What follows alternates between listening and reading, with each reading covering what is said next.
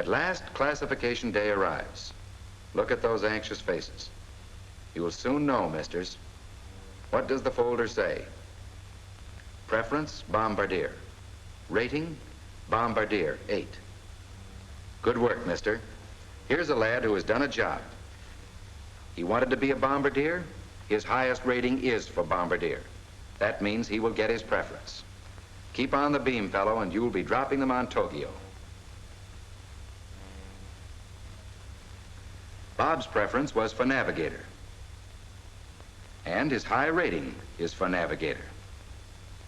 Nice going, Bob. You've got a right to be happy. The classification officer is happy, too. The guys in your ship needn't worry about getting lost. You'll take them there and bring them back. Uncle Sam is betting on you, Bob. But this looks like trouble. Frank is worried. It's bombardier, Frank. Don't like it? All right. You can appeal to the classification board. That's every cadet's privilege. But watch out there, mister. You don't forget military courtesy. Not in this man's army. There, that's better. Sign your appeal. You will find that the classification board will give you a sympathetic hearing. And if a mistake has been made, they will be quick to acknowledge it. It is a rule of classification that every man gets a fair hearing, mister. Poor Frank. He's mad at the board, mad at himself, mad at everybody.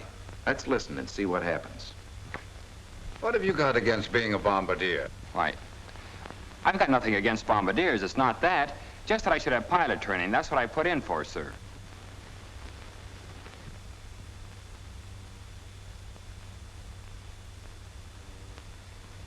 Why for pilot? Well, sir, my dad was a pilot in the last war. He shot down 4 Germans and received a medal. That's enough reason.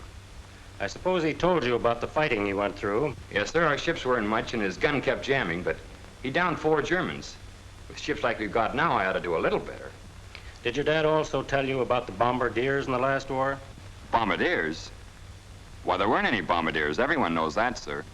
But did you ever stop to think what just one good first-rate bombardier could have done in the last war?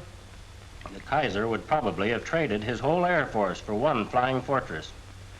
It isn't the last war we're fighting, mister. It's this one. There's a difference. And if we don't recognize that difference, we won't win. In 1918, it was pilots. But in 1943, it's going to be air crews. It may mean dividing the glory, but it will also mean many, many times the efficiency and the effect. All the members of an air crew are equally important.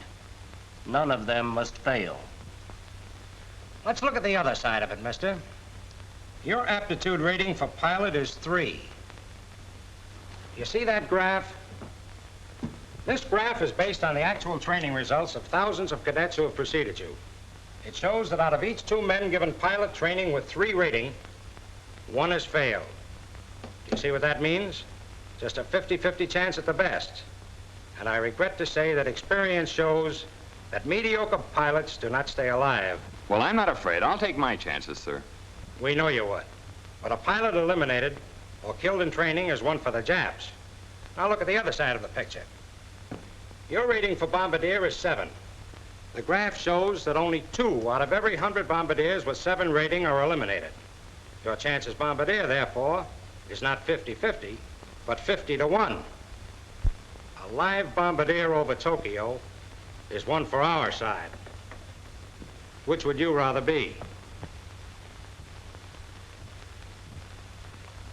Those are the statistics, mister. And they're the rule, not the exception. Our country is at war. The important thing is not your preference or my preference, but to win. For unless we win, there is no future. Dad'll be disappointed. Your dad did a great job back in 1918 when he knocked down 4 Germans. He did his best. Don't you want to do your best, too? Yes. Your bombardier rating is up near the top. We have every reason to expect that you will become an expert bombardier, one of the finest. Why, the pilot hasn't your bombardier aptitude. He couldn't do your job as well as you. Really? By your reflexes, your mentality, your score in these classification tests, we find that you were actually born to be a bombardier. You mean, sir, I might really get a chance to drop some bombs on Tokyo or Berlin? That's what the Air Forces mean, mister. And they mean it. I'll put everything into it. Don't worry about that, sir. Can I sign the acceptance now, sir?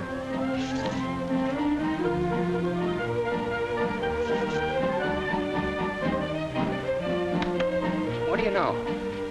The pilot only chauffeurs the ship in this man's army. He works for me. Well, I'm going to be a hell of a bombardier. I mean, I'm going to be a hell of a bombardier, sir.